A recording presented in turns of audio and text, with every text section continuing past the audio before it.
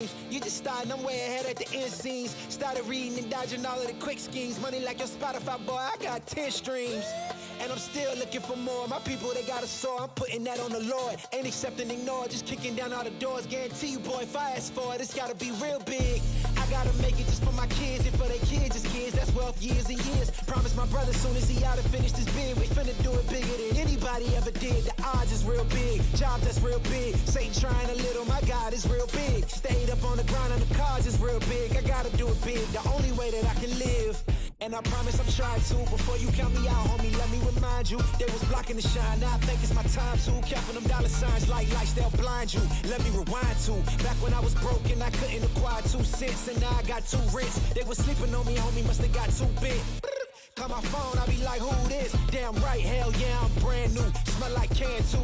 I'm fresh forever like canned food. Try and tell me what I can't do. I wanna see the world, my vision on shamu. That mean I got goals that's real big, foes that's real big. Y'all offer too little, sorry, my soul is real big. Coming into the ring with blows that's real big. I gotta do it big, that's the only way I can live.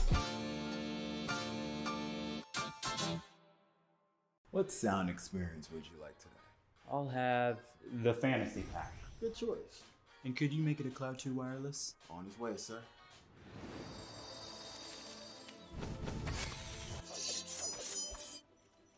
Sounds amazing. The HyperX Cloud 2 Wireless. Legendary comfort goes wireless. Hey man, I just can't find a comfortable headset. I mean, I've tried everything. Literally everything. Sheesh, my brother. I got you. The HyperX Cloud 2 Wireless. Legendary comfort goes wireless. That is comfortable. What will you like today? Another Cloud 2 classic? I'll stick with the usual. Maybe take a little bit off the sides.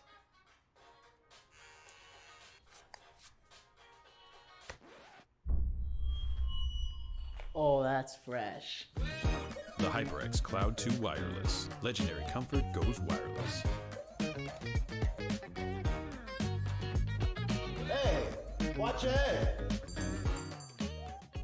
Ain't accepting, ignore, just kicking down all the doors. Guarantee you, boy, if I ask for it, it's gotta be real big. I gotta make it just for my kids and for their kids, it's kids. That's wealth, years and years. Promise my brother soon as he out and finish this bid, we finna do it bigger than anybody ever did. The odds is real big, jobs that's real big. Satan trying a little, my God is real big. Stayed up on the grind on the cars is real big. I gotta do it big, the only way that I can live.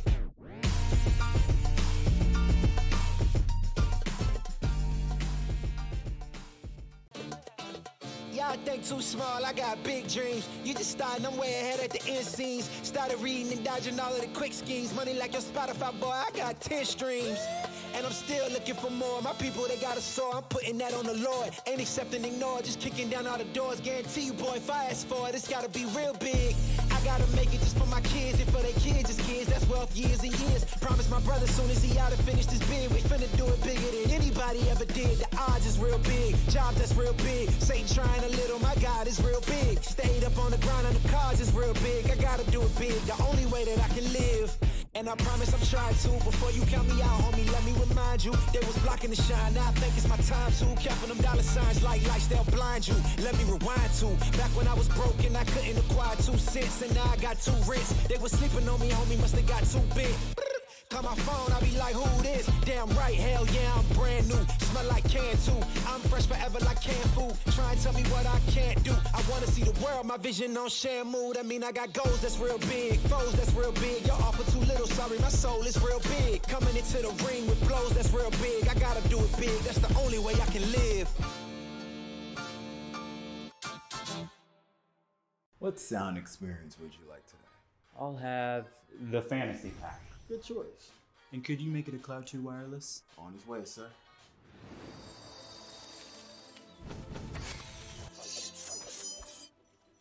Sounds amazing.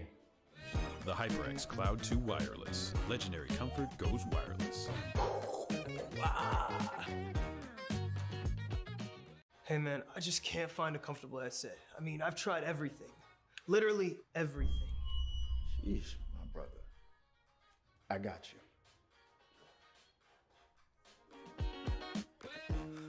The HyperX Cloud 2 Wireless. Legendary comfort goes wireless. That is comfortable. What will you like today? Another Cloud 2 classic? I'll stick with the usual. Maybe take a little bit off the sides.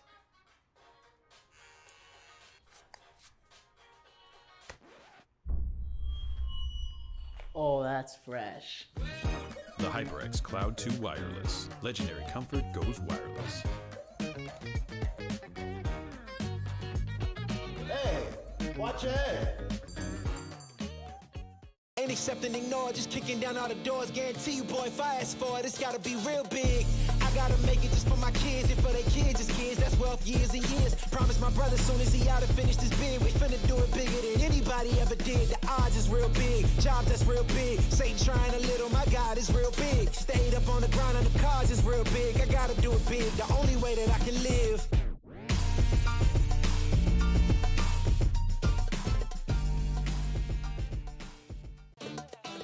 Y'all think too small, I got big dreams. You just starting, I'm way ahead at the end scenes. Started reading and dodging all of the quick schemes. Money like your Spotify, boy, I got 10 streams.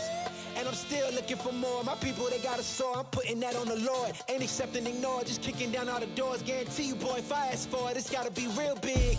I gotta make it just for my kids and for their kids' kids. That's wealth years and years. Promise my brother soon as he out and finished his bid, we finna do it bigger than anybody ever did. The odds is real big, jobs that's real big. Satan trying a little, my God is real big. Stayed up on the ground on the cars is real big. I gotta do it big, the only way that I can live. And I promise I'm trying to. Before you count me out, homie, let me remind you. They was blocking the shine, now I think it's my time to. Counting them dollar signs like lights, they'll blind you. Let me rewind to back when I was broke and I couldn't acquire 2 cents. And now I got 2 rents. They was sleeping on me, homie, must have got too big. Call my phone, I be like, who this? Damn right, hell yeah, I'm brand new. Smell like can too. I'm fresh forever like canned food. Try and tell me what I can't do. I wanna see the world, my vision on Shamu. That mean I got goals that's real big, foes that's real big. Y'all offer too little, sorry, my soul is real big. Coming into the ring with blows that's real big. I gotta do it big, that's the only way I can live. What sound experience would you like today? I'll have the fantasy pack. Good choice. And could you make it a Cloud 2 wireless? On his way, sir.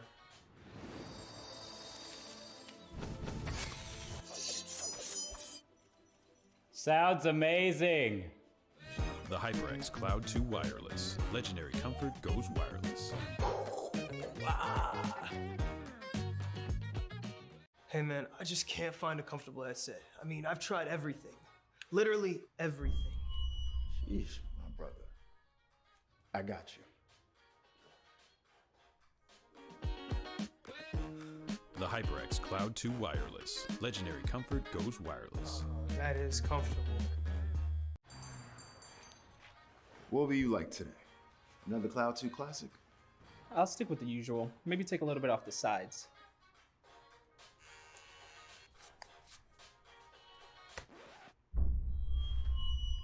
Oh, that's fresh. The HyperX Cloud 2 Wireless. Legendary comfort goes wireless. Hey, watch your head. Ain't accepting, ignore, just kicking down all the doors. Guarantee you, boy, if I ask for it, it's gotta be real big. I gotta make it just for my kids and for their kids' kids. That's wealth years and years. Promise my brother. Hello, everyone. Welcome back to ECAC, East Coast Division A Super Smash Brothers. Tonight, we've got St. Lawrence University up against St. Thomas Aquinas College, 2 New York universities, but we'll get a little bit more into them later. I'm Combo, joined here by Soy. How you doing tonight, Soy? I'm doing great. This is going to be, this is the start of what's seeming to be a very fun year. Start of the school year, teams are getting right back into the groove of things. We get to see all this fresh new talent and see who will really rise up. It's going to be a fun season. I just can't wait to get started. Yeah, having new talent always thrown into the mixes is so much fun to see. I mean, Smash as a meta is always evolving constantly. And all of these colleges are very heavily influenced by their local scene. That's a really cool thing about Smash as a whole, as your players are part of this collegiate circuit, right? But they could be going out to those tournaments that the pros are playing at too. It's almost like the collegiate and non-collegiate distinction doesn't really matter that much in Smash, and that's what makes it really, really cool to see all how when you isolate the collegiate players into their own circuit, to their own scene, how they kind of respond to external factors and to internal ones. It's always fun to see school rivalries. I mean, we got both schools here coming in from New York. I'm not sure how much history they necessarily share, but I think if none, then there's something to get started here already. It's always fun to watch. We'll be hopping into our game pretty soon. I know we've seen St. Thomas Aquinas around in previous seasons, and not too sure about their history there. What do you got for us? Last year, they were kind of on a hot streak towards the end of the year. They got second at the Mid-Atlantic Invitational. If they had won that grand final, they would have booked their ticket to Atlanta for that CECC National Championship. So they were one set away from making it, and I think they're determined to get back there this time around, but we'll have to see. Their first opponent here is St. Lawrence. Right, and fun fact about St. Lawrence, apparently King K. Rool is their unofficial mascot for their Smash team. So not a surprise at all that they seem to be opening with K. Rool as their starting matchup here up against Pokemon trainer Neo Joe from St. Thomas Aquinas. So we got Andy on K. Rool and Neo Joe here on Pokemon trainer. Early game, we were seeing a lot of patient play from K. Rool to get a lot of simple punishes off against Squirtle. A bit uncharacteristic considering the combo-centric nature of Squirtle, who seems to do pretty well against these big body heavies like K. Rool. But Andy was handling it just fine. We had Neo Joe switch over to Ivysaur to handle this matchup a lot more at pace. And now we're seeing Ivysaur probably going to go for the forward throw, looking for a down air and a spike here. Doesn't quite get it with the K. Rool up B lasting for so long. There's a clap. We got to throw. Down throw. What's the option going to be? There's an up tilt. Getting close to kill percent. I'm going to Charizard to recover. Big body up against big body. Who's going to have the better kill option here up soon? We're going to have to find out. There's a throw. What's it going to be? Up throw will take the stock here. That high percent. It doesn't matter if you're K. Rool. You're not living there. So you got a slight advantage to Neo Joe. But since we got a down tilt, up tilt's getting pretty close. The smash attack would actually take it out. Not quite fast enough considering the mashing speed that you might expect your opponents to have. So tough matchup here. Tough matchup. It really is. And I'm actually kind of surprised. You know, he's getting these grabs, but you know, I like the idea to go for those quick up tilts just to test, just to see. But the fact that he hasn't seen how quick that mash is, but there's the down smash that I was expecting to see out of those grabs, taking that stock down. And remember, in this format, every single stock matters. And now look at the K. Rool getting some combos on the Squirtle. I thought this was supposed to be the other way around when that Squirtle's on the field. Right, yeah, we saw Andy do the same thing in the last stock as well. It seems completely unfazed by Squirtle's unmatched speed. It really has to go down to the Ivysaur to get that proper damage output out up and against the K. Rool, but he's unfazed by this pressure, trying to run and trying to box with Ivysaur anyway, despite the disjoints, despite the better speed. Nothing that Andy is worried about, and Neo Joe has to go right back to Charizard to box the same way. Look at that armor on the crown throw. He's gonna have to forward till afterwards. Great parry on the blunderbuss, throws the crown back. Good awareness from Andy to jump over it, but he's gonna get caught by the dash attack afterwards. We have neutral B at ledge, always a great option to catch people from Charizard. He's fishing for these back airs. It's a kill option. He really could have had it there. He jumped an extra time. K. Rool definitely deserved to die there, but still gonna be living. Let's see if he's gonna make Charizard regret it. It's a dash attack that's going to take it. A bit of a DI mishap. Didn't quite have kill sparks on deck, but it is what it is, and now we're going to get more chunky damage. It looks like Neo Joe is comfortable sticking with Charizard to play this matchup because although Ivysaur was working before, the previous stock wasn't quite handling it the same way, and Squirtle just definitely wasn't working despite the matchup. Nice back air read to catch the neutral get up. We've got Squirtle right back. He's going to try Squirtle one more time, and this might be Andy's time to get the ball rolling, or this could finally be Neo Joe proving the excellence of his Squirtle. Well, let's see. Squirtle's out. Have a little bit of percent here, and you got K. Rool up to a high percent, but yeah, I think Neo Joe just wants to find a way to get this kill quickly, because the more rage this K. Rool gets, the quicker this PT might fall short of expectations here. So gotta try and find a way to get something. The Ivysaur's still out. Back air is just chipping away at the stock, just a few percent here and there, waiting for their one opportunity, but again, not a whole lot of windows for them to get too much. Dash attack, maybe an up B. There it was, but too late. Maybe a chance here once more. Maybe overextended, but the switch to Charizard will buy him a little bit more time. Yeah, here's the Charizard switch that we had before. There's the back here for the kill option. That's exactly what I was going to say. You know, he's going to jump over, be fishing for backers, and that's the first thing he does on the last stock is Charizard, and that's going to be the first game, or rather, the first player, first stock, going over in favor of St. Thomas Aquinas. But definitely not something that St. Lawrence can't come back from, considering it is only just a one-stock lead. So a lot rests, in terms of momentum, a lot rests on the next player. It's going to be 3 stocks to 1. Can St. Lawrence's next player get away taking out Neo Joe and with no stocks gone, or are they going to have to lose something in the process? And that's really going to set the tone for the rest of this crew battle, because remember, this is a best of 3 of crews, but this is 3v3, so there's only 9 stocks per team. Each stock is considerably more valuable than your traditional 5v5 crew battles, so definitely something that St. Lawrence has to be looking out for. We'll see who their next player is, what character they play, because matchups definitely matter a lot, especially against a character like Pokemon Trainer, where it really seems like they got 3 matchups to play all at once. It's a dangerous situation, especially here this midpoint right here, because momentum is so fast, it swings so quickly in a 3v3 format. It all really centers around right now. Yeah, it absolutely does. And on top of that, too, you're talking about how, you know, the fact that they now get this opportunity to try and counterpick, knowing, hey, we're going up against the Pokemon Trainer. We've got to take 1 stock off of this Pokemon Trainer. Who do you send in? Who do you have in your lineup? And I think for a character like Pokemon Trainer, it almost comes down to just kind of a comfort, right? Because Pokemon Trainer has those 3 different options, those 3 different ways to play the game. So it's not necessarily easy to just come up with a straight up, this character counters this counters Pokemon Trainer. And we're about to see how Henny J steps into the ring with the Ness going up against this Pokemon Trainer. That's right. I like the Ivysaur switch right before they died, so they reset at Squirtle, as is the starting Pokemon. Very nice detail. Now you've got Henny J up against Neo Joe's last stock. These are both small, boxing, up close, pretty combo-centric characters, but that's not all Squirtle has.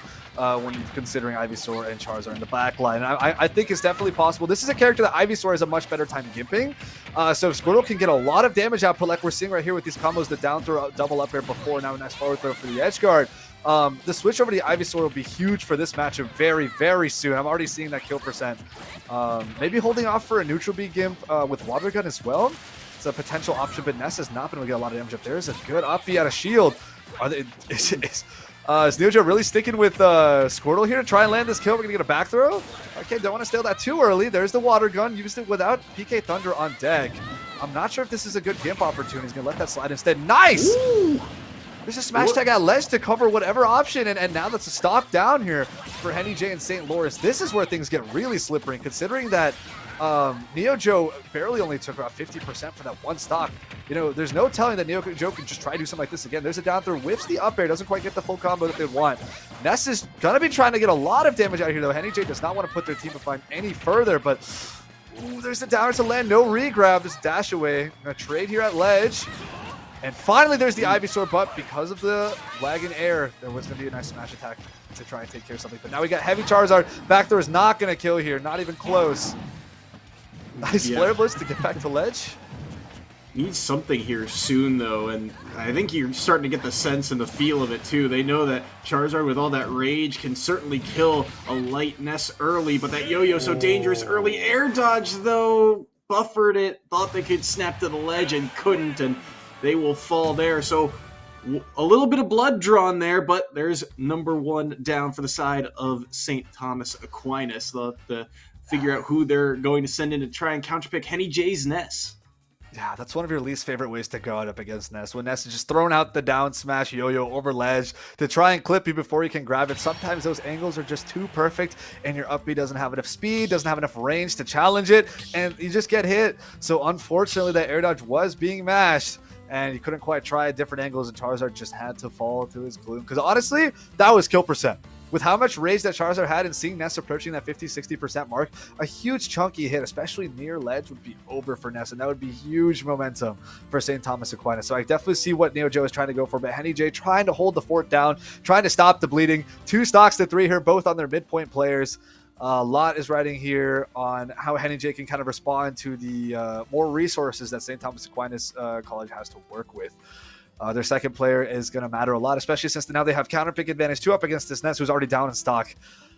And Ness can have some polarizing matchups sometimes. I know Ness is not the biggest swordy fan, so if you've got a good sword character player on your team, or maybe just even a secondary you want to throw it out, as long as they're fundamentally able to deal with Ness and the way Ness plays, you would do just fine. You would do just fine in that matchup. So we'll see what St. Thomas Aquinas has got in the back. Yeah, last year the lineup was a lot of, we saw in particular, Derpinger had a lot of key standout performances on the Villager, and a lot of their big wins, he had kind of pop-off moments where he was able to take 5 stocks, 6 stocks from players. So, and they often liked to put to slot him in as that second player in the lineup, but maybe they are trying a different strategy this time around. I mean, it is first week of the season, first game of the season. Maybe they want to test the depth of this roster a bit more, and we'll have to see how they do. Last year there was also Amp the Wolf player, Zach Attack the Terry player, and the Wolf is coming in. Amp stepping into the ring with a 1 stock lead against Henny J's Ness. We'll have to see this one. I mean, I feel like I've seen both sides of this matchup where both sides can really mess each other up if you give just a little bit of ground. Yeah, this isn't a matchup that would explicitly say, like, oh, Wolf wins for sure. I mean, of course, the Reflector is great for gimping and whatnot, but I think Wolf is pretty comboable as a character, and it doesn't help that a lot of his combos aren't necessarily the most consistent at all times. It might be a little bit more harder to play neutral up against the faster disjoints that Ness has to offer, but I mean, if you're getting all the right reads and catching all the ledge get-ups and trying to jump in at neutral and find your way in, Wolf can definitely play this matchup, but I wouldn't say this is necessarily the greatest pick you want to go for up against the Ness. But now we got Ness off stage. What's the option going to be here? Okay, we're just going to have air dodge back to ledge. Got to fear the forward tilt. Covers a lot of range, but nice PK fires you to catch the jump backs. There's a forward. We got PK Thunder 2, but the Wolf side B is getting right in where he wants. Here we are at ledge. There's a rising up air. Good nair out of shield for the punish. Wow, the laser call out against the down B, catching right when down B is dropped to not absorb the projectile. That's crazy. Super gutsy here from Wolf. Yeah, and ooh, that's gonna be up. Caught him with the down smash again.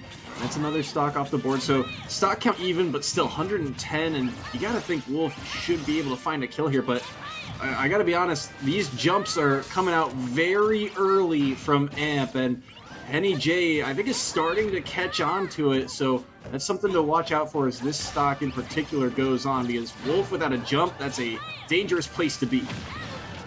Oh, messed up the up smash angle. Still managed to get a nice PK Thunder 2 to loop around, and now we're almost equal. Oh, wait, that was a kill off the top. I couldn't even see that. The Wolf is gone, straight up gone. That's, wow. Unfortunate DI mishap there. Now actually a stock lead here for St. Lawrence. Is it possible to take another stock here, preserve some more resources for Henny J? Ooh, nice up smash out of steel shield, but Ness is still living. Catch him with the up tilt. Not quite. Not quite. There's the rising fair. Gets a grab. Here's a back throw instead of down throw. Wants to go for an early gimp maybe. Wolf doesn't have the greatest air game or recovery, so there's something that could be looking for. Good forward air there. Again, catching the jump in.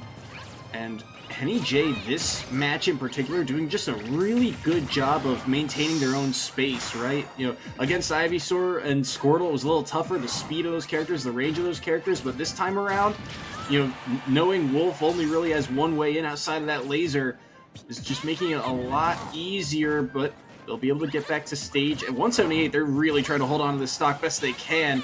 Nair keeps him off stage. Ooh, clipped him twice. Look at is this that imp. it? Yeah, it is. What a clip goodness. there. The upbeat twice, catching both recoveries and making sure Amp falls to his demise there. Wow, Henny J was a soldier right there, playing the fortress for his team, quite literally trying to keep a wall around himself with all the disjoints, the PSI attacks to keep Wolf away. My goodness, that's a reversal of fortune right there. That's exactly what St. Lawrence University needed to put themselves back in the lead. Henny J still has potential to take his stock off the next split. St. Thomas Aquinas has to send in here, and that's big for momentum. This is not something I was expecting. I expect the matchup to go pretty evenly, but and it seemed like it was. A lot of, especially the first stock, a lot of those neutral interactions, we had Ness end that stock at maybe around 100%, right? Which is your about kill range. You're entering that. But after that, it seems like Wolf got a little bit too greedy, and Henny J was really catching those jump ins, really catching him at ledge too. Another big thing is charging that up smash and down smash at ledge was something that Wolf was just not prepared for. Regular getup is still going to be caught. There's a lasting hitbox there. You can't just regular get up and then maybe try to shield or spot dodge or something like that. That's gonna catch you, and it did multiple times. And then towards the end, that PK Thunder 2 gimp, I was thinking the opposite would happen, where Wolf would try to go off stage and try to reflect the PK Thunder so that Ness couldn't hit himself to recover, but instead Ness was using his PK Thunder to gimp Wolf's recovery. It was beautiful. They kind of snaked around him, hit him twice, and that was a crazy, awesome gimp. And now Henny J is still in it. That's big. That's really big. Yeah, and how quickly momentum shifts, right? We were talking about how, St. Thomas Aquinas has a lot of expectations on them. They were so close to making that land a year ago, and they've got the lead headed into the second kind of game or set or, match in this first round here. But then all of a sudden, just one quick play, one upbeat, hitting him twice, just the tail end of it and circling around, right? Controlling that upbeat and making sure just the edge of that hitbox connects. And again, we talk about how Wolf off stage, not the greatest recovery, and Henny J doing just a great job of making those opportunities count, finding things like the jump in and stuffing it out to give themselves more and more opportunities to keep them at disadvantage, to keep them off stage, to keep giving themselves a chance to seal away those stocks. Now we've got, you mentioned Derpinger earlier on St. Thomas Aquinas' lineup with the crazy villager, absolutely tearing through stocks in the past. Now they pull up as the anchor here for St. Thomas Aquinas. Let's see how much work can this villager put in up against Ness and whoever's left. It's going to be a difficult task, I feel like, right? All those ranged projectiles are going to be a lot to deal with. But, Ness, the combo game, it is still ever threatening, especially with a character like Villager, who also likes to jump a lot. So we saw those forward air catches could come in clutch if they continue to do so, but kind of the range and the spacing is the most important part here, especially through this first stock, as right now off stage he's going to get caught by the bowling ball, and down goes stock number 2. What a forward smash there. I like how you mentioned the jump-ins from Villager being a very important point. I do think that it's worth noting that across these matchups, both characters interact quite differently, though. Wolf's much more of a big body fast faller, while Villager has a lot more opportunity to kind of change air drift and air stall with things like side B, or try to control space better with things like up air and down air, or even your forward or back air slingshots. So Villager stands a much better chance of trying to bait these anti-airs and actually getting a punish of his own. Every time the Villager upbeat comes out and you can hear the sound of the yo-yo clanking with the balloons, I think, oh no, it's gonna pop. He's just gonna fall, and it's gonna be very sad. But Derpinger able to survive at least for that first encounter, does get the tree. The dash attack through is going to connect. Already at 81 is Henny J right now, make it 90, and this is where things get real tough. He reads the air dodge with the down air, and no blood drawn. It's gonna be last game or last player for both teams. Yeah, I guess I'm going to have to eat my words about the momentum that St. Lawrence had building there. Derpinger put down Henny J. I'm like, yeah, that's a Ness. I could deal with that. I've done it before. I'll do it again. Right? Dropping a bowling ball up against PK Thunder 2 with the amount of speed and vulnerability that move has, and just no fear, not at all. Throws it straight down, catches. Right? I was expecting a jump off and try and pocket the PK Thunder instead. I guess the bowling ball works too. Whatever works. Gotta get the stock taken. At the end there, that is a bit of a habit I noticed up against Amp as well. When Henny J was near ledge, he would try to not use PK Thunder if possible, which is fair, right? You have to fear the reflector, and in this case, you have to fear the pocket. But, air dodging to ledge every time also makes you predictable in that sense. And since PK Thunder was already punished before, Henny J's like, oh, maybe I should try something else this time. And Derpinger already had Henny J's number on that one. It's like, oh, you want to try air dodging? I got an answer for that too. Here is me down airing you, sending you straight down to the blast zone. And now here we are. Derpinger, all 3 stocks, sure, 97%, but that's going to reset with the next game, right? You're not keeping percent from game to game, it's just stocks. So St. Lawrence University should be pretty worried, and hopefully has something real nice up their sleeves. That's something that we didn't get to talk about a lot, but that play at high percents just becomes so critical, because a lot of players, they see that red number and they think, okay, I'm either going to get killed or I'm going to get the kill. They want to use that rage. But I think one of the keys of a matchup like this, right, the fact that he's able to hold on to that stock at high percent, right, or at least Derpinger is, and the fact that Villager, right, can just kind of poke away at you for so long with those forward airs and back airs, just, slowly chip away, kind of gives them a little bit of agency in terms of how they want to play. They can go in, but they are, I think, more prone to, staying at a distance and then using that one moment, the one time you make a mistake, to go in and see what extra they can get. True enough. It doesn't help that Ness doesn't have the most reliable way to deal with all of Villager's projectiles too, because Ness excels a lot against, energy-based projectiles, and that's not something Villager has a whole lot of. And Ness's Reflector Baseball Bat, the forward smash, is quite a committal move. I actually did try to see Ness attempt to use the forward smash against the Lloyd Rocket, but you mess up the timing there, and you are so vulnerable. And that's just kind of the unfortunate reality of the way you have to play that matchup. But now up here up against Derpager, we're going to have Legmer pull out the Joker, a fundamentally very sound character. It's not the worst thing to send into pretty much any matchup, right? It's got solid combos that work against most of the cast most of the time. Good kill setups and kill confirms, even if they can be a little bit hard and annoying to land sometimes. And of course, everything that Arsene brings to the table.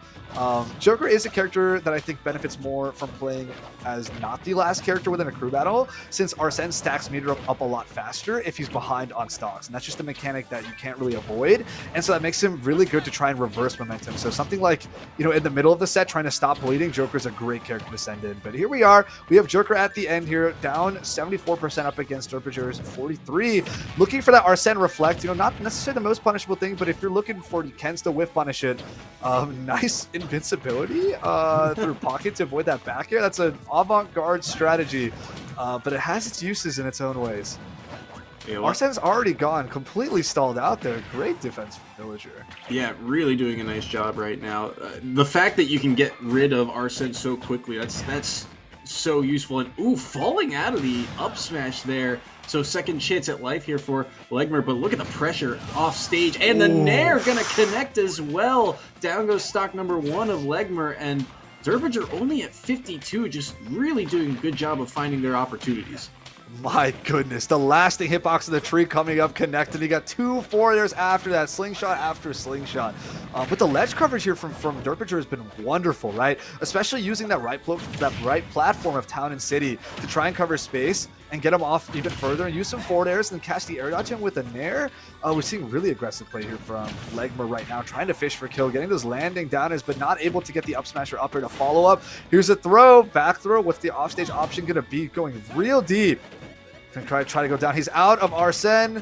Lost it all there. Drag down, up air, a little slow on the up smash to get up smash in return. Tree is out. We're gonna see an axe flying soon. Oh, there's the Nair. Is he gonna be able to make it back? No, he is not. And Joker is down another stock. Legmer's got 1. Derpager's got 3. This is looking really good for the first game on St. Thomas Aquinas, but I don't want to call anything just yet. You never know what'll happen, especially with the comeback factor like Joker. Arsene is gonna pop up in seconds.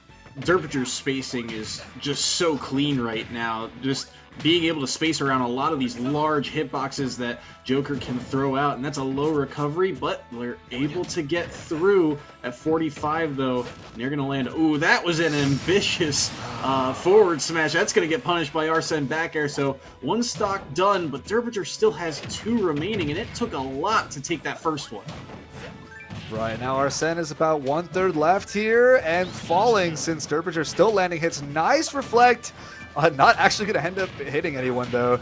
And there's Rebel's Guard trying to stack Arsene as fast as possible. Already got meter back to about half.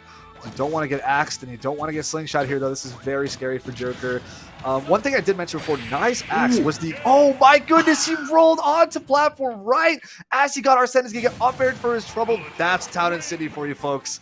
And that's going to be first game of this crew battle, going to St. Thomas Aquinas 1-0 over St. Lawrence University. 2 stocks to none. Close, but Derpager really did not have any problems going through those 5 stocks at the end. Yeah, and a great performance from Derpager in particular, and such a tragic way, I think, for that first one. And normally in a situation like that, you think, oh, I'm scared of the platform leaving and me missing the tech, right? You do something, you miss your tech as it goes away, and you get stretchered off stage. This time it's the reverse. It comes in, and it might not have been expecting that platform to come in at that time, and rolls in, and just a great reaction there from Derpager to recognize, hey, he's got to do something here, and hustles over, gets the up air, and is able to take the stock. But yeah, Derpinger just played really solid, overall. And I commend the spacing, and I was a little worried at first because, flashback to the end of last season when they were so close to qualifying, it was a Joker that took them down. It was a Joker that was able to, get the stocks needed to secure a victory for them, but a loss for St. Thomas Aquinas. So we were wondering how Derpinger was going to do in this matchup, and the answer is pretty darn well. They were able to find, a lot of quick conversions, things like, stringing together the forward airs and knowing that more percent you're going to get the closer they are to that slingshot, and just being able to kind of outspace, again, those large hitboxes, things like the forward air of Joker, the back air of Joker, able to take that one stock. But other than that, the fadeaways that they had to avoid any potential edge guard that Joker is kind of known for, just got really mitigated throughout that set. Right. I do want to commend that every time Joker tried to go for one of those more safe kill confirm options, whether it be the drag down up air or the first hit of forward air, and tries to get the follow up after, it seems that Joker was a little bit too slow, had a little bit too much lag, or Derpinger had the right amount of DI to push away from that to not really connect. So I'm not really sure how much of that can be attributed to mistakes on Legmer's part or great awareness from Derpinger's part, but either way, not getting hit by kill confirms helped Derpinger live for so much longer, eventually falling prey to a stray back air, but that was not a kill confirm.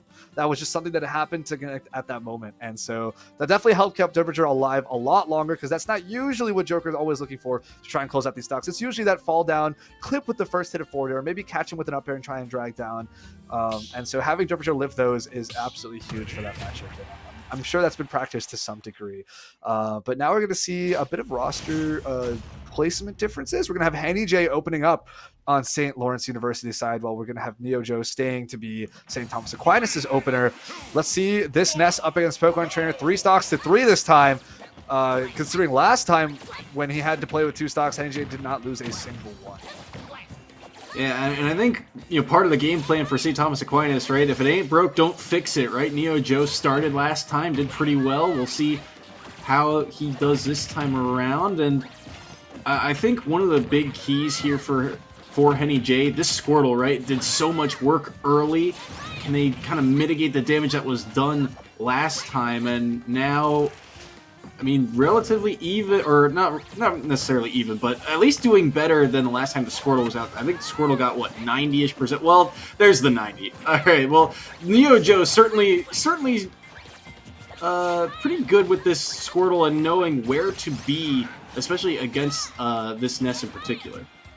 Yeah, I was suggesting the Ivysaur before, but now that I think about it a little more, I can see why Neo Joe might be fearing the larger hurt box, less speed fear, along with the air reliance that Ivysaur has for a lot of plays. That was scary. Very nice switch there to avoid the PK Thunder to it and flying straight up. But with Ivysaur, I can see how Ivysaur is considerably more punishable up against Ness. Ooh, nice. That's a lot of up smash reliance that we see Henny J go for. Nice. Catching with the PK Fire ledge. Is that forwarder going to take it? And it is. So that's the one thing about Ivysaur, right? And Charizard here too. Their models are so much bigger. The hurt box so much bigger. They're going to get hit by so much more that Ness has to offer. And ooh, nice forward tilt to beat out the PSI Magnet.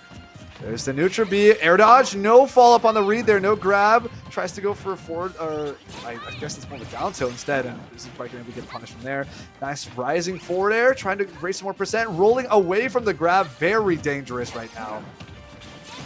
Neo Joe really wants either this down tilt or, oh no, the fire, just barely able to get out of it there and get away from that forward smash. If that connected, that could have been the stock. But speaking of stocks, down goes that one. There's the up smash from Charizard to even up the stock count, but still 117. And the Ivysaur barely surviving. Good switch to make sure the tether doesn't get interrupted. And Flare Blitz will get you back to stage, but not for long. The dash attack will almost take that stock. That up air landed, I think, just a little bit late was Henny J on their option. And because of that, Neo Joe gets to survive. Yeah, I really feel like that option was Henny J's stock to play right there. Still gets the back air to shield for a punish. But Charizard was able to land. I'm not entirely sure what happened with that trade. Okay, nice jump out from Squirtle. Not going to get hit by as many PK Fire hits, and especially not going to get hit by the second one. This is where Neo Joe has to do a lot of damage and has to be super, super thoughtful about how they try and want to close out this stock. They might want to wait until Ness is like very deeply off stage to commit to switching to Ivysaur, because it really seems like these neutral interactions are very, very difficult for Neo Joe to win right now with Ivysaur and Charizard. But man, looks like Henny J is not worried about the Squirtle either. Yeah, right now at 80%. They gotta find a way back down. Switch to Ivysaur. Trade there. Gets a grab. What can you get out of this? Down throw. Turnaround up B. Interesting choice there. Just trying to get him off stage. But that's one of the things about Neo Joe that I think I've kind of noticed through at least the first couple sets for them. They like to pull the trigger on these kind of quick kill options very early. Things like the Ivysaur up B and Charizard with the back airs. But there, speaking of, the up B comes in, catches Henny J. So down goes stock number 2. Still trying to hold on to this one. And the Flare Blitz, tried to catch him, but the Flare Blitz will connect. And this is a dangerous spot. 40%. Is the get angle? There it is! Oh my goodness. I was thinking right as that Flare Blitz hit, I was like, oh wait, this could be momentum shifting. This could be time. There could be something crazy about to happen here. He gets the throw afterwards, goes for a back throw, not a combo throw, fishing and praying for a gimp opportunity, and sends Ness straight down with that down air at 145%. Absolutely no way Ness is recovering from that. And Henny J is going to go down yet again here in the second game. I like the adaptation of who they're trying to send out, right? St. Lawrence University is thinking, okay, there's a good chance that St. Thomas Aquinas is going to open with Pokemon Trainer again. It's such a solid opening pick. There's no reason not to really go for something like that. And so they're thinking, okay, who did well against the Pokemon Trainer last time? We had Henny J on Ness. Right, let's try it again. And we're seeing early game, Neo Joe's getting some good advantage with a lot of Squirtle. The moment that we hit around 90%, the moment that we're seeing this Ivysaur switch, that looked like it was Henny J's game for the rest of it, right? Up until the very end, before that last hit, it still seemed like Henny J had the game in the bag, right? The matchups played out well. This is the theory made sense. Henny J happened to work against Neo Joe last time. No reason for it not to work out this time too. Try to build more of a stock lead if you can, since you're both open and got 3 stocks to work with. But no. Towards the very end, Neo Joe is like, I got 145% of my Charizard. I got a downer that can spike. Can I fish for it? Can I roll for it? Can I get it? And he got it. And that's all they needed. Now Neo Joe's going to walk in with 1 stock, 0% on Pokemon Trainer up against whoever St. Lawrence wants to send it next. Try to do as much damage as possible. And on top of that, too, I mean, to get that down air, right? You think, when you think of Pokemon Trainer, you're thinking of that Ivysaur down air because it's just so massive. And when Charizard comes out, everyone's thinking about the back throw back air because just how dangerous that combo can be. But instead, the patience, the delay, they wait that extra half second to make them think about that back air, and then they get the perfect down air off the back of it. So really well done by Neo Joe. Now it's up to Andy to try and get this game back to even. We'll see what they can do. I mean, I believe last time these two played was game 1, and it was really close, but in the end it was Neo Joe who was able to hold on to that stock. So we'll see what adjustments Andy can make this time around. That's right. Early we got a 3 stock on 3 stock before, so if Andy can keep it close, Andy's prerogative right here is going to be land that 1 stock without losing as much as possible. Now we are seeing Squirtle come out more from Neo Joe's side to actually deal with the K-Rool. Earlier we were seeing more of a switch to Ivysaur very early on, which I thought was interesting because I feel like this is a pretty solid matchup in Squirtle's favor. Now we're seeing Squirtle come out and just use that objectively faster frame data to mess with K-Rool. We just can't press any buttons up against Squirtle. Now we're approaching those higher kill ranges. No harm in throwing out the Ivysaur and soon to be Charizard, from what I can tell. We're looking at down here. There it is. There's a spike, but K-Rool's coming back. There's another one. We're getting a third one. Oh! This is the third one. But nice forward smash read there. And that is honestly all that Andy could have asked for here for this matchup.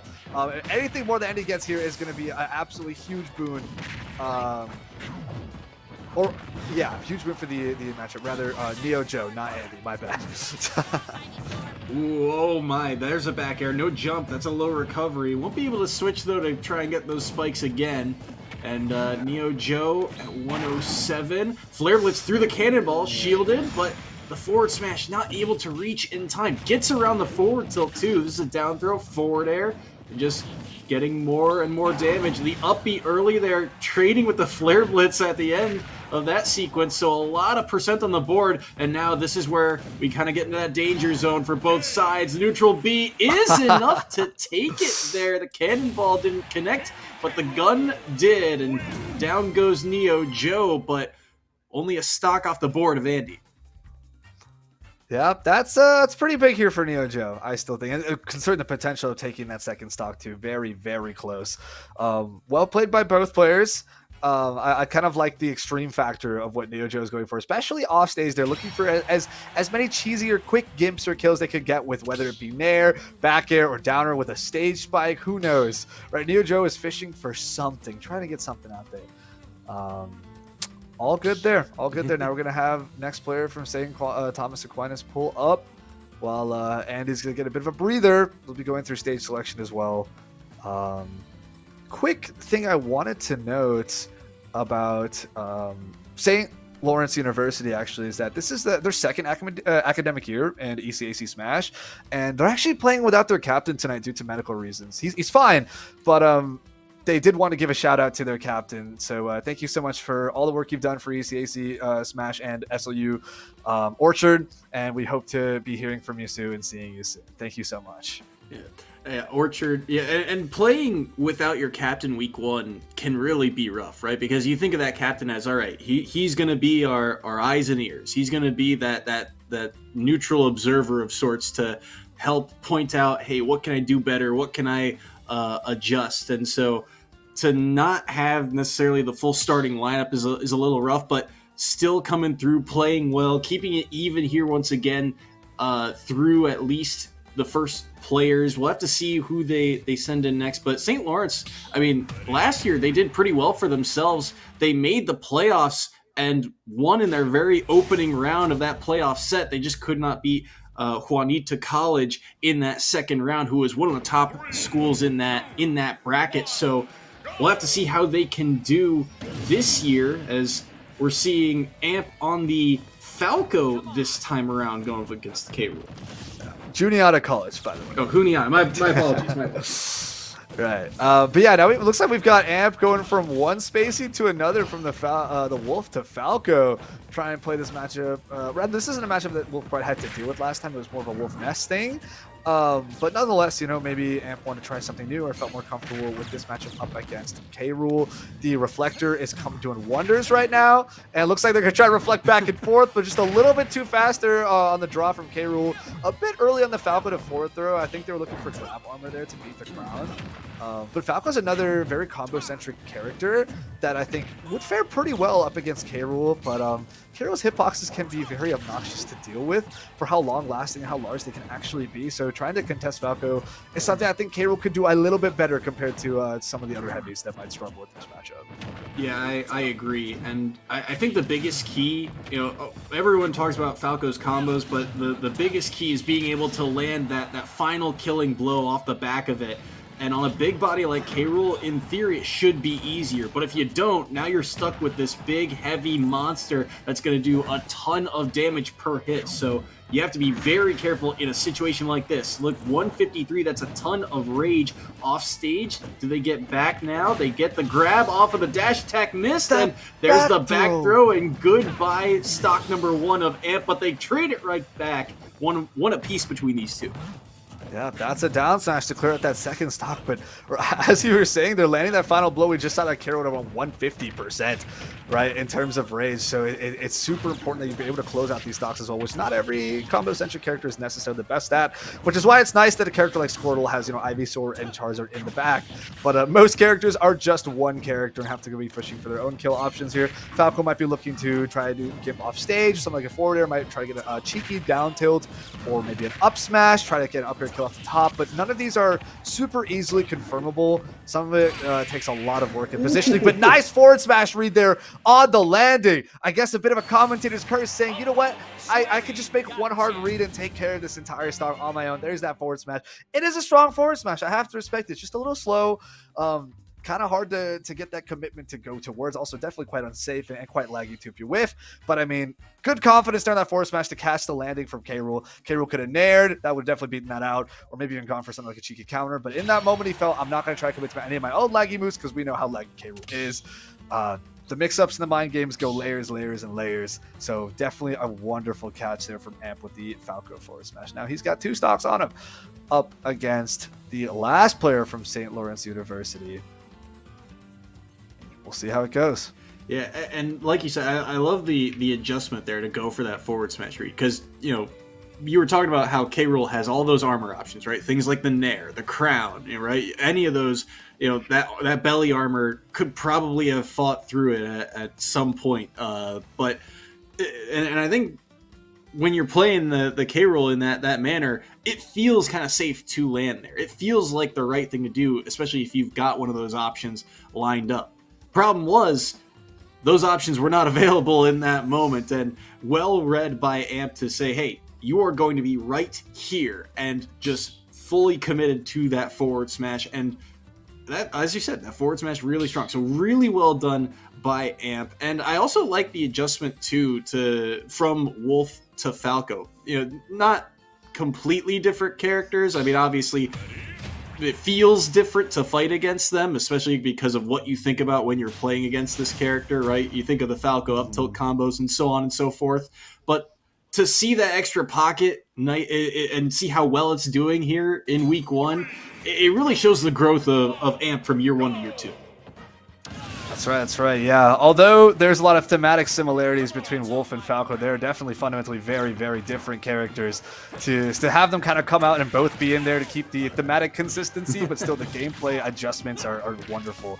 But now we're seeing Legmer make the adjustment to switch over to Chrom instead of Joker. So do keep in mind this is also something that Legmer, I believe, will have to commit to for the rest of this. So if they do take out Amp here, they'll have to play Chrom into Derpager's Villager.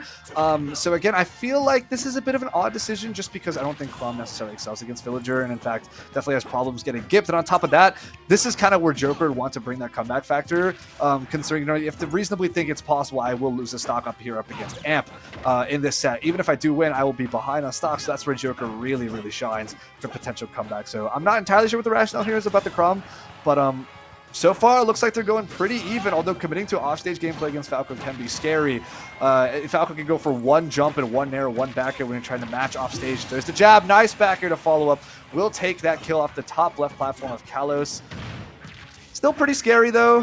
Chrom is no stranger to getting gimped, and with a character like Falco having such great air game and air speed, it's always something to keep on the table. Yeah, Legmer has to be really careful. Love what they did in that first stock, though. They get the first hit in Nair and have the spacing down to make sure that they can get that jab in the back air. Laser going to make sure that stock goes away. So down 1 for Legmer here, and they're still trying to find 1 more. But Chrom, I mean, hits like a truck at times. They just got to find that 1 combo starter of sorts. But speaking of combo starters, here come the combos from Amp, getting a quick 44 on that second stock. Love the extension by catching the jump with another up tilt. That definitely, could have been anything. Chrom could have tried and challenged. Chrom could have air dodged away. It really could have been anything, but he felt confident that Chrom's going to land right here. No option, and got a nice extension with the up tilt to follow up.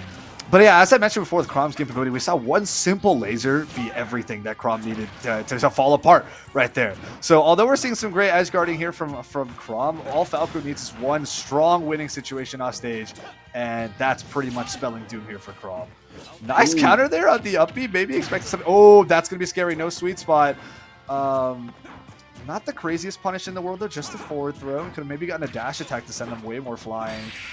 Jab backer, not quite going to hit, but there is that forward tilt to catch. That forward tilt is deceptively strong, covers a lot of range, and is not that unsafe. Actually, a fantastic tool for Chrom players to be using, especially towards ledge, where you can kind of just press forward tilt. It'll hit people if they're hanging on ledge. It could 2-frame, and also it's not too much of a commitment, so you could forward tilt in front of you, catch a roll, forward tilt right behind you. Such a good move. So now we're going to have Legmer on 2 stocks here with Chrom up against Derpager's Villager. This is scary. I'm just not super feeling this matchup. Of course, there's always potential for Chrom to get the craziest, sick, flowing combos, right? Get your forward air, up airs, great juggling with up airs, catch with nairs, go forward. One hard forward smash read, especially if you're on some place like Town and City, or smash wheel off the edge of a platform like we saw with the jab back air off the top left of Kalos, right? Something like that to really grab those kills. Villager, not the heaviest character, right? You can maybe make something happen. But again, Villager's small, harder to hit. Villager's got great air mobility, so would love messing with you off stage, can throw stuff at you off stage, right? Here's the thing, right? Chrom's recovery is straight vertical. Villager has a fantastic option that also goes straight vertically down with the forward smash, which we've already seen come out before. So despite everything else that Villager has to offer with offstage gameplay, it seems like that bowling ball was just kind of made to counter the Chrom up B. So it's like, oh man, how can you play a matchup where you're basically not allowed to get hit off stage? Yeah, You know? I'm with you. It feels like this is going to be a insanely hard task, just the way Derpinger has been playing too. But it means that the gameplay or the game plan coming into this is you have to win the fight on stage. You're not allowed to go off stage against this Villager because of all the options that Derpinger will have. If you do, you have to win the fight on this main platform and see what you can do. See if you can get the those forward airs, up airs, and I think what I'd like to see a little bit more of, it felt like they were very passive at using that forward tilt in that set against Amp moments ago. I think there are more opportunities for you to use that, especially if it's got that little bit of push to keep you away, to keep Villager away in this instance, could be pretty useful. Small battlefield, the sight of it, and it's, as we mentioned, 3-2 here, and if Derpinger gets these next two stocks, that's a 2-0 for St. Thomas Aquinas. Yeah, this is gonna be really scary. We actually saw, I felt a somewhat similar way about Falco. although I don't think Falco's gimping gameplay was as strong against Chrom, because Chrom does have pretty good airspeed. We still saw Legber go off stage to try and challenge Falco, or keep following up with offstage pressure, and I just thought that was so dangerous. And so I feel like if Legber tries to go for something similar up here against Derpinger can just throw out a nail, and that's all that Legber needs to do to simply fall to his doom. So really worried about how Legber's going to approach when Villager is off stage and he's not. But so far, we're keeping things pretty even. Got to be using those Chrom disjoints and using that speed, but great maneuverability. And there's the downer spike on the Chrom up B. It didn't even need to be a bowling ball. It was straight down for Chrom. Nice downer there into an up air to scoop him up. There's a hard forward smash read there. Maybe just try to get one stop if possible. Okay, they got the side B, double-edged dance. The downwards variation. Again, the downer to scoop up. I think you're using the balloon to extend the hitbox length of the downer, which is, I don't know if that's intentional or just a nice little quirk of the matchup. Really cool to see nonetheless. Yeah, it's really well done. Unfortunately, not able to find a kill off of it, because now you got Villager with Rage, and these hits are really going to rack up. 94, 95 right now. He's still looking for a way back down. Like the side B there to kind of stall out and get back to that platform with a little bit of movement reversal. And there's the back air. So one stock gone, but 95% here. You're going to have to find a few more opportunities like that. And they're going to fight through the tree, but still a lot of work to be done here. How do you get back to stage? Derpinger has kind of set up the wall with that tree in a really awkward spot for Chrom to deal with. Right, Chrom is fighting for his life to try and remain on center stage, and it really doesn't seem like Derbinger's letting him have any of it. The moment he tries to gain some space, he's already back at ledge. So many ledge options, so much bridge. Trying to jump the Lloyd Rocket, trying not to hang still on ledge to get clipped by something else. Instead, going to catch the jump option with a forward air of his own, and Derpinger is going to take it over Legmer with another victory here for St. Thomas Aquinas, thus taking the entire set 2-0. Congratulations to St. Thomas Aquinas, and great work here to St. Lawrence University as well. I really love seeing the back and forth of different matchups, right? Henny J put up some great work, especially in that first game of the set up against St. Thomas Aquinas, and really had to beat Derpinger to come in and try and stop the bleeding. But not only did he slow everything down, he twisted and flipped everything right back into St. Thomas Aquinas' favor to close out that first game. And the second game, the way the matchups played out, it just didn't seem like St. Thomas Aquinas was as worried anymore, right? You're going into your last game with 3 stocks on 2, Villager against Chrom. you're sitting pretty, right? You got Derpinger, you got your anchor. I mean, he's got to know how to play this matchup. It was just, it was looking really good for St. Thomas Aquinas there in that second set. And I mean, they clutched out, they pulled through. They got the win that they were looking for. They got the win that they needed. So great stuff all around. Yeah, it was a lot of fun to watch. And again, for St. Lawrence, although you take the loss this week, there was some really good stuff. Like you said, Henny J on the Ness had those big moments, especially in the middle of those sets that really were clutch. Legmer, the ability to kind of flex as the anchor both times from Joker to Crom, saw some really good things there. Still, just at the end of the day, it was the story of this match was the fact that Derpinger was able to take so many stocks as they did. They were able to clean up both sets 1 and 2, but really, it's great to get back into the swing of things. You saw a little bit of day one rust early, but I think by the time this match was done, they were all ready, warmed up, and playing, best they could. But at the end of the day, it was St. Thomas Aquinas to get the win. A lot of good stuff, and can't wait to see what these two teams do next week. Yeah, very excited. Well, nobody go anywhere. We're going to try and grab ourselves an interview with one of the players. So everyone stay right where you are. We'll be back shortly. As soon as he out and finished his bid, we finna do it bigger than anybody ever did. The odds is real big, job that's real big. Satan trying a little, my God is real big. Stayed up on the grind on the cards is real big. I gotta do it big, the only way that I can live.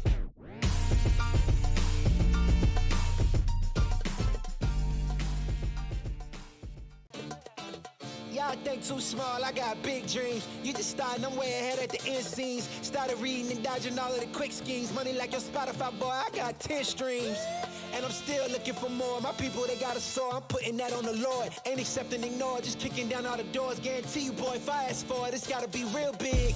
I gotta make it just for my kids and for their kids' kids. That's wealth years and years. Promise my brother soon as he out and finished his bid, we finna do it bigger than anybody ever did. The odds is real big, job that's real big. Satan trying a little, my God is real big. Stayed up on the grind on the cards is real big. I gotta do it big, the only way that I can live.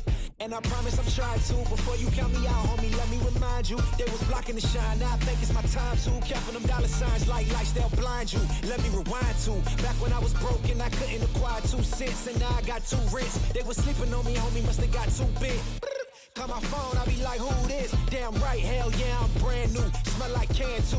I'm fresh forever like canned food. Try and tell me what I can't do. I wanna see the world, my vision on Shamu. That mean I got goals that's real big, foes that's real big. Your offer too little, sorry, my soul is real big. Coming into the ring with blows that's real big. I gotta do it big, that's the only way I can live. What sound experience would you like today? I'll have the fantasy pack. Good choice. And could you make it a Cloud 2 wireless? On his way, sir.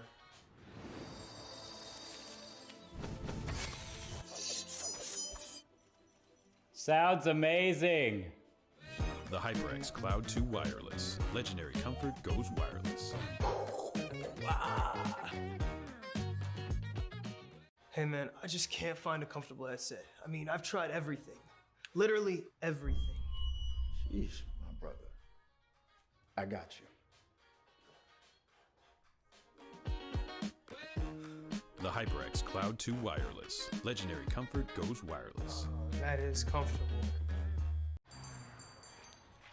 What will you like today? Another Cloud 2 classic? I'll stick with the usual. Maybe take a little bit off the sides.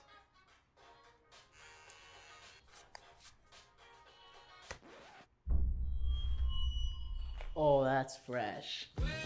The HyperX Cloud 2 Wireless. Legendary comfort goes wireless. Hey, watch your head. Ain't accepting, ignore, just kicking down all the doors. Guarantee you, boy, if I ask for it, it's gotta be real big. I gotta make it just for my kids and for their kids' kids. That's wealth years and years. Promise my brother soon as he out and finished his bid, we finna do it bigger than anybody ever did. The odds is real big, job that's real big. Satan trying a little, my God is real big. Stayed up on the grind on the cards is real big. I gotta do it big, the only way that I can live.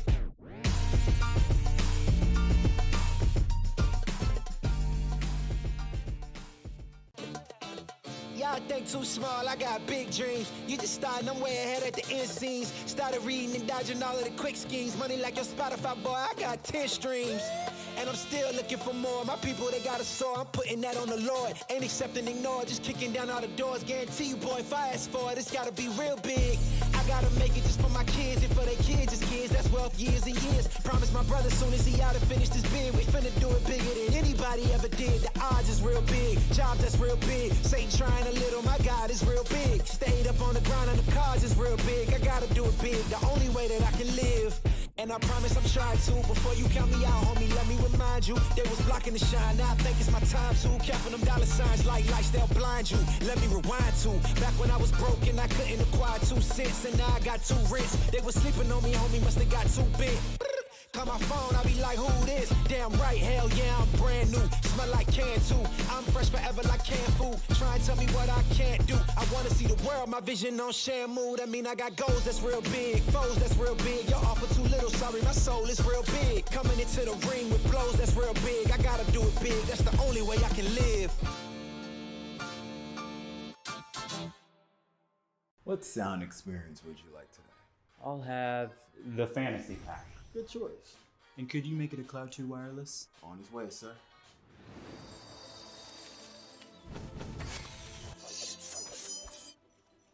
Sounds amazing. The HyperX Cloud 2 Wireless. Welcome back, everybody. If you guys are just tuning in or want a bit of a catch-up, we just finished the a set between St. Lawrence University and St. Thomas Aquinas. 2-0 for St. Thomas Aquinas there. How are you feeling about that set, Soy? Quick thoughts. It was a lot of fun, and it's good to see these schools get back into the groove of things. St. Thomas Aquinas, I mean, they take care of business. I think this is a team that, last year they had a lot of good success, but they fell just short towards the postseason. And this year, I think they're looking to get right back to it. And this is just the start that they were looking for. Absolutely. And with that, we've got someone here to represent St. Thomas Aquinas, the star opener themselves. Neo Joe is here to join us for a bit of an interview. Hi, there he is. Man of the hour. Welcome, welcome. How are you feeling about that win? What are your thoughts about the set, the way you played across from game 1 and game 2? When I went in, I was very jumpy, very jittery. I was actually jumping around a room because, it just felt great to be back. It was the first time, first match of the season. Got to show, how much I've improved in everything. It's great to hear. It's great to hear. Yeah, I mean, you're decidedly the opener for both games here. Is that kind of related to your character pick there with Pokemon Trainer having good matchup coverage? Or do you just feel as a player more confident, or do other players feel less confident? What's kind of decision behind that? I really don't feel my confidence till after the first game. If I don't feel as confident or more confident, I think it does have to deal with my character because I have 3 different characters. I can decide what matchup I want. Sometimes Squirtle's the best if it's big characters, or maybe smaller characters so I can get in faster and don't have to deal with the projectiles. But I've always been kind of the opener. Even I used to play Link, but I think that's just kind of how it's been. Got it. Absolutely the case. When you're going into a match like that, you say you're kind of jumping around the room, getting excited, getting ready. Is there kind of a pregame warm up that you guys have, to get ready for each of these weekly matches? Sometimes yes. We usually just play against each other, the people on the team, but not really outside of that. We don't really have pregame warm ups, any special things we do. I think this might be something new I do, get all the energy out of me before the match. So when I'm in there, I'm just completely calm. Seems like a great idea, yeah. I did want to talk a little bit about some of the adaptations with roster from first game to the second game, more so on the opposing side, where first game you opened up as Pokemon Trainer up against King K. Rool and then had to deal with a Ness later on, and then Ness ultimately is the one that ended up taking you out pretty convincingly too. So for the second game, when you saw the Ness open up, how did you feel about the way you wanted to approach that? Do you feel like this is like a character matchup difference or a player matchup? Were you just nervous? How did you feel when you saw Ness kind of as a counter pick to you as the beginning of the second game? I think it was definitely a character difference. I think the player was definitely very good, but for the character difference, I don't really play against a lot of Nesses. So during the first game, when I played against them and eventually lost, I realized I just had to remember data that I remembered from past games of playing Ness. and which Pokemon to use, which would be best. And then when I faced against them the second time, I just remembered I have to like respect a lot of their options, especially a lot of their projectiles and a lot of their ledge game. Like with Charizard, it's not great to recover against the yo-yo. So I had to do Ivysaur and kind of just hang and wait till it's done. Makes sense. Makes sense. And you made those very gutsy and dangerous off-stage moves, especially towards the end of that second game where you got that 145% on Charizard. But what a down air for closing. How did you feel right after that moment, knowing that you won that game despite everything being stacked against you, and now you start building momentum for your team? So for like my gutsy moves, that's definitely how I play in practice. Like I'll just throw out things. Sometimes they work, sometimes they don't. And if they do work, then I know for next time I can use them in an actual match. This was the first time I've kind of played that gutsy, kind of just throwing stuff out. For that down air, I did realize like I was at like 170, that Ness was at 40. Why not? Like worst thing that happens is like I just have to deal with recovering back as Charizard, which could kill me, maybe not, but it's really about those big plays that I really like about Smash. Just those big things and then yelling like, that killed. Like I didn't think that would happen. Great to hear. Yeah, and so you guys get the win, or you got through your set. I guess, was there any kind of philosophy for the rest of your lineup? Obviously, you've got the Pokemon trainer, but Derpager comes in as the consistent anchor for this time around, and Amp with the character swaps. Is that just kind of a in-the-moment type of play, or is it something that you've thought about beforehand?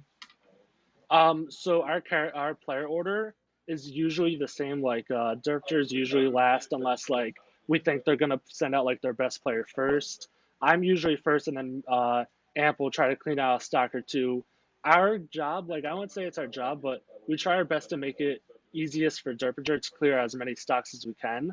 But I think with how I did tonight, I'm hoping that like I can show that hey, I could do a lot of good things too.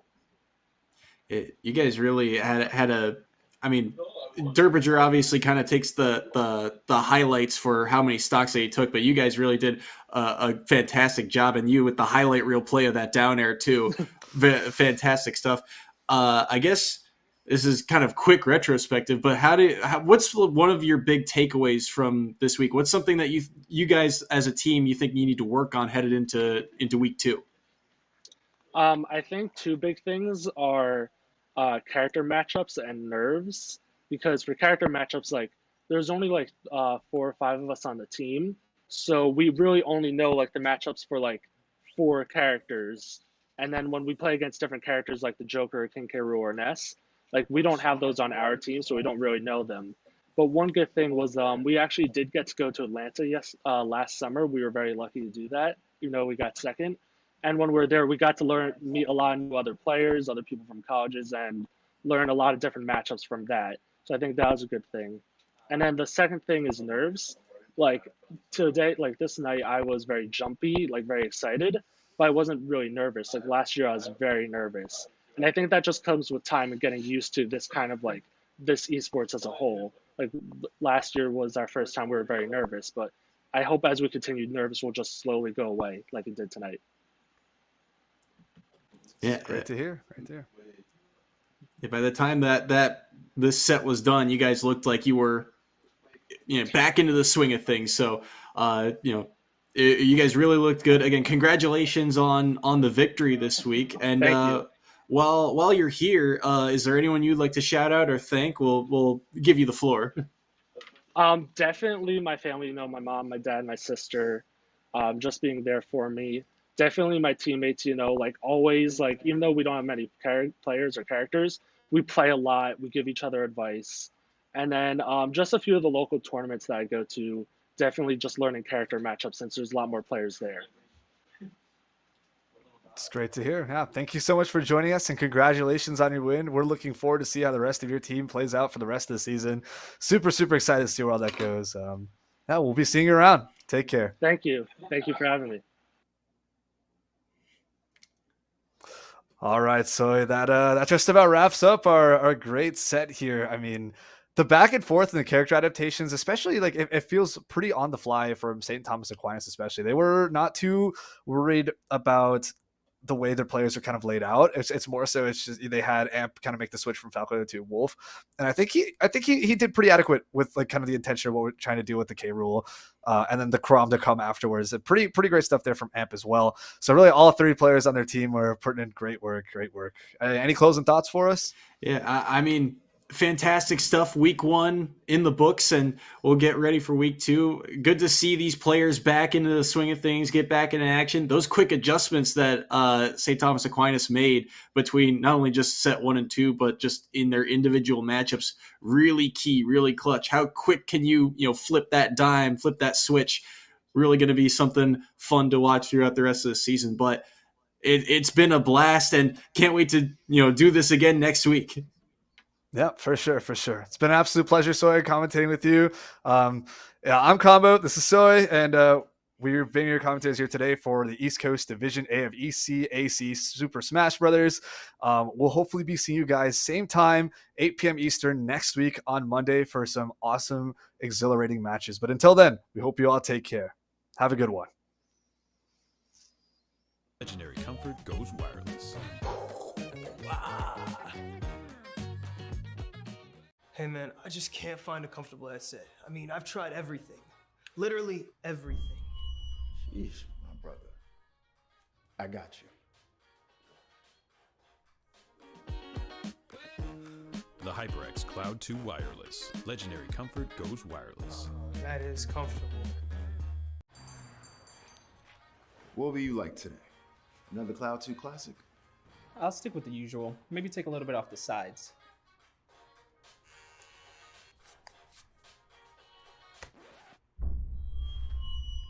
Oh, that's fresh. The HyperX Cloud 2 Wireless. Legendary comfort goes wireless. Hey, watch your head. Ain't accepting, ignore, just kicking down all the doors. Guarantee you, boy, if I ask for it, it's gotta be real big. I gotta make it just for my kids and for their kids, just kids. That's wealth years and years. Promise my brother soon as he out and finish this bid, we finna do it bigger than anybody ever did. The odds is real big, jobs that's real big. Satan trying a little, my God is real big. Stayed up on the grind on the cars is real big. I gotta do it big, the only way that I can live.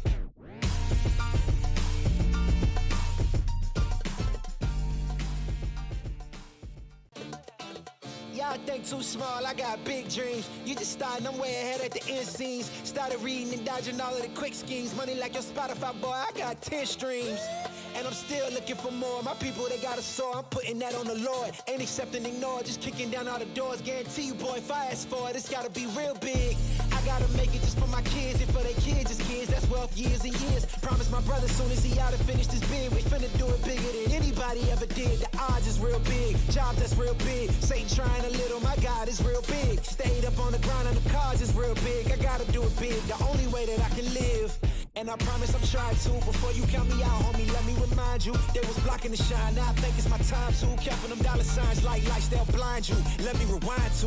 Back when I was broke and I couldn't acquire 2 cents. And now I got 2 rents. They was sleeping on me, homie, must have got too big. Call my phone, I be like, who this? Damn right, hell yeah, I'm brand new. Smell like can too.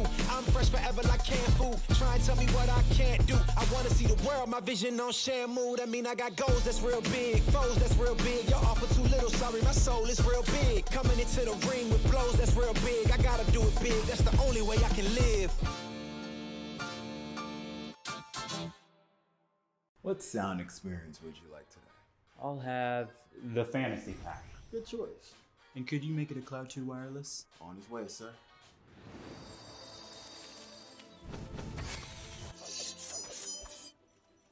Sounds amazing. The HyperX Cloud 2 Wireless. Legendary comfort goes wireless. Hey man, I just can't find a comfortable headset. I mean, I've tried everything. Literally everything. Sheesh, my brother. I got you. The HyperX Cloud 2 Wireless. Legendary comfort goes wireless. That is comfortable. What will you like today? Another Cloud 2 classic? I'll stick with the usual. Maybe take a little bit off the sides.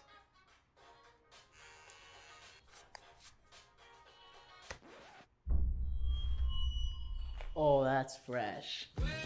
The HyperX Cloud 2 Wireless. Legendary comfort goes wireless.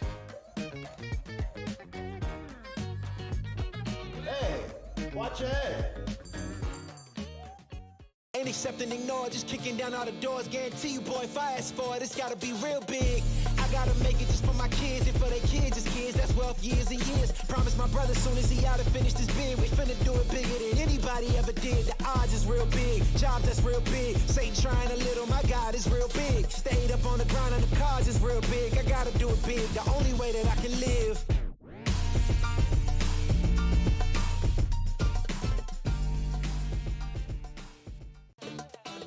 Y'all think too small, I got big dreams. You just starting, I'm way ahead at the end scenes. Started reading and dodging all of the quick schemes. Money like your Spotify, boy, I got 10 streams.